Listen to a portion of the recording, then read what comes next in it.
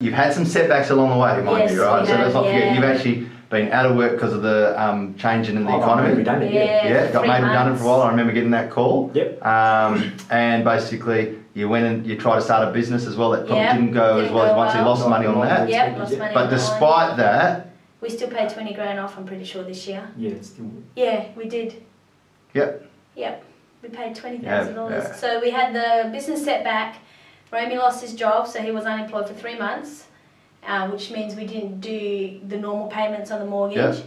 And then we, my brother got married, so we had to go overseas for that. Bali for that, yeah. And obviously just the wedding preparation cost a lot of money. Did our backyard, because that was getting to Romy. Yeah.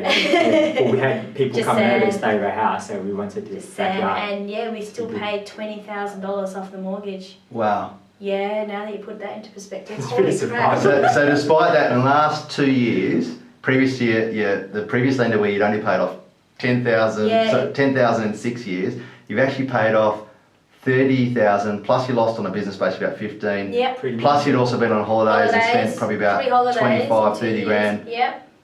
That's phenomenal. Yes, it is. Now that I really think about it, Pretty good, it's really good, yeah.